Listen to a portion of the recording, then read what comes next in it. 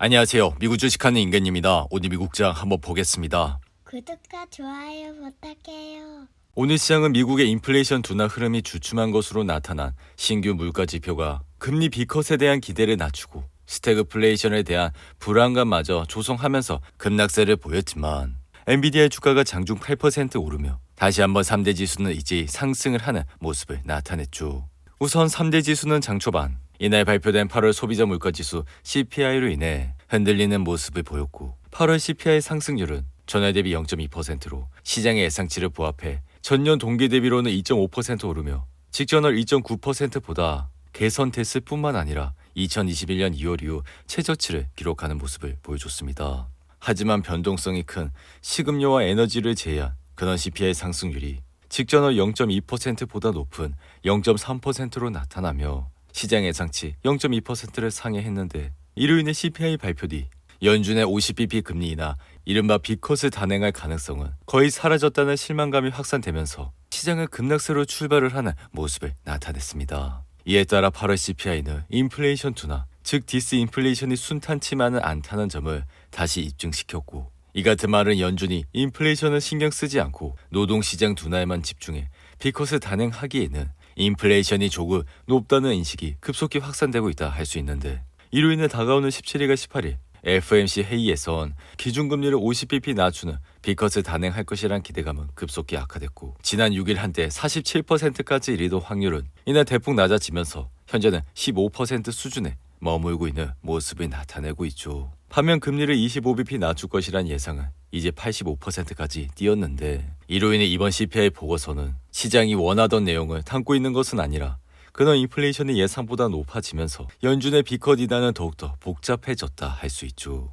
한편 인공지능 대장 엔비디아는 미국 정부가 첨단 칩을 사우디아라비아에 수출하는 것을 허용하는 방안을 검토 중이라 밝혀 주가는 8% 올라 116달러로 마감했고 이에 사우디는 AI 칩을 신속하게 확보하기 위해 미국의 보안 요구 사항을 흡수하려 노력하고 있다 밝혔는데 이에 바이든 행정부는 지난 5월 중국의 AI 칩을 획득할 수 있는 경로를 차단하기 위해 AI 칩 수출에 대한 전면적인 새로운 규제를 부과했고 여기에 아랍에미리트와 같은 중동 국가로 칩을 수출할 경우 라이센스 요구까지 부과를 하는 모습을 보여줬죠. 이에 엔비디아의 주가는 지난 9월 6일 4% 이상 하락하면서 200이 이동 평균선을 찍는 모습까지 보였지만 이후 3일 연속 반등을 하면서 주가는 단번에 116달러까지 올라오는 모습을 나타내고 있습니다. 여기에 이날은 젠슨 왕이 골드만삭스가 주최한 테크 컨퍼런스에 나와 현재는 AI 수요가 너무 많아 감동이라며 생성형 AI가 아직 초기 단계지만 데이터 센터를 넘어 전 분야로 확산될 것이라 밝히는 모습을 보여줬는데 이어 그는 이러한 수요로 모든 업체가 가장 먼저 최고가 되고 싶어하는 상황이라 제한된 공급으로 이를 둘러싼 경쟁이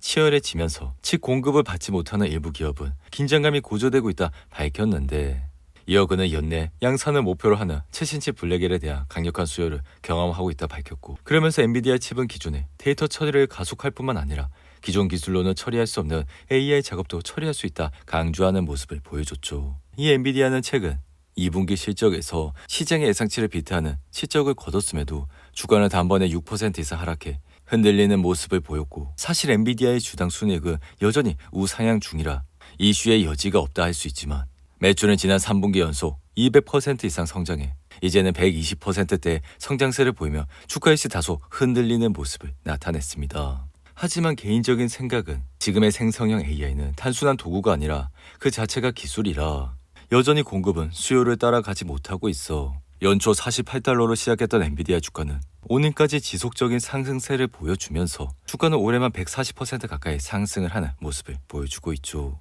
이어 테슬라의 주가 역시 이날 0.9% 상승해 228달러로 마감했고 도이치뱅크는 최근 보고서에서 테슬라의 매수 등급가 목표가를 295달러로 올려 이 같은 말은 테슬라의 주가가 향후 40% 가까이 급등할 수 있음을 시사한다고 할 수 있죠. 이로 인해 테슬라의 주가 역시 지난 8월 5일 급락하면서 장중 182달러까지 떨어졌지만 이후 반등을 하면서 현재는 50일 이동평균선 윗선까지 주가는 올라왔고 테슬라는 지난주 유럽과 중국에서 2025년에 자율주행 서비스를 출시할 것이라 밝힌 바가 있어 여기에 다가오는 10월 10일은 로보택시마저 공개할 예정이라 주가는 여전히 좋은 흐름세를 이어가고 있다 할 수 있습니다. 한편 지금 시장은 대선 TV 토론과 8월 CPI 수치가 나오면서 FMC가 통화 정책 결정을 내놓고 나면 계절적으로 가장 나쁜 9월의 하반기 월이 본격화되는데 이에 개인적인 생각은 시장의 변동성은 여전히 이어질 것이라 생각이 되며 그러한 이유는 투자자들이 경기 둔화에 대해 걱정하기 시작한 데다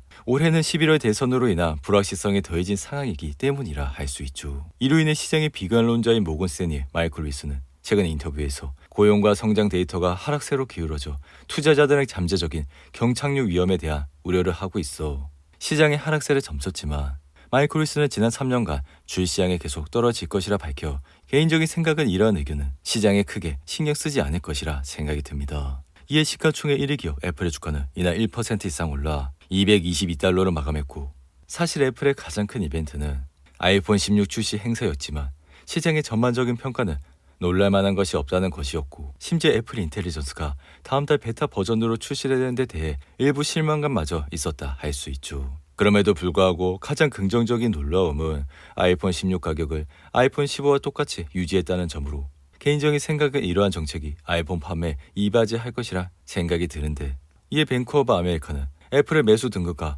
목표 주가를 256달러로 올렸고 JP모건 역시 애플의 목표 주가를 265달러로 올리는 모습을 보여줬습니다. 이에 개인적인 생각은 애플은 이번 아이폰 가격을 올리지 않아 애플 인텔리전스를 사용하고자 하는 소비자들이 더 많은 구매와 업그레이드를 이끌 수 있다 생각이 들며 이어 기술적 차트 역시 지난 1년간 190달러와 170달러 사이에 박스권에 머물러 있어 에너지를 충분히 모았기 때문에 애플의 주가는 앞으로도 좋은 흐름세를 이어갈 것이라 생각이 듭니다. 한편 가상화폐 대장 비트코인은 해리스가 트럼프를 상대로 다소 승리한 것으로 나타나 여전히 흔들리는 모습을 보여줘 57,000달러 선에서 흐름을 이어가고 있고 이에 이번 대선 TV 토론에서 해리스의 승리에 대한 베팅은 토론 전 53%에서 56%로 증가한 반면 트럼프의 승리 확률은 52%에서 48%로 줄어드는 모습을 보여줬죠. 여기에 미국 최고의 팝스타로 스위프트 노믹스라는 신조까지 만들어내고 있는 테일러 스위프트가 해리스를 지지한다고 공식 발표한 것도 트럼프에는 불리하게 작용됐는데 이에 트럼프의 미디어 테크놀로지는 이날 주가는 10% 이상 하락했고 비디오 게임 업체지만 민주직인 게임스탑은 2분기 판매가 급격히 감소하면서 주가는 12% 이상 하락을 하는 모습을 나타냈습니다. 반면 바이오 회사인 바이킹 테라퓨틱스는 JP모건이 과체중 등급으로 제시한 이후 이날 주가는 11% 이상 상승했고 태양광 관련 주식들은 해리스가 미국 대통령 선거에 민주적 승리에 대한 신뢰를 높인 이후 이날 주가는 일제히 상승을 하는 모습을 보여줬죠. 이어 가구 제조업체인 윌리엄스 소노마는 제프리스가 홀드에서 매수로 업그레이드를 한 이후 이날 주가는 3% 이상 급등했고 제프리스는 소노마가 숨겨진 보석이라 주택시장이 약간 회복하더라도 혜택을 볼 수 있다 밝혔는데 여기에 엔터테인먼트 주식 데이브 앤 버스터스는 시장 예상치를 상회하는 15센트의 주당 순이익을 밝힌 이후 이날 주가는 무려 13% 이상 상승을 하는 모습을 보여줬습니다. 오늘도 8분이 넘는 긴 영상 끝까지 시청해 주셔서 감사하고요. 가시기 전에 구독과 좋아요 잊지 마시고 그럼 저는 다음 영상에서 찾아뵙겠습니다. 감사합니다.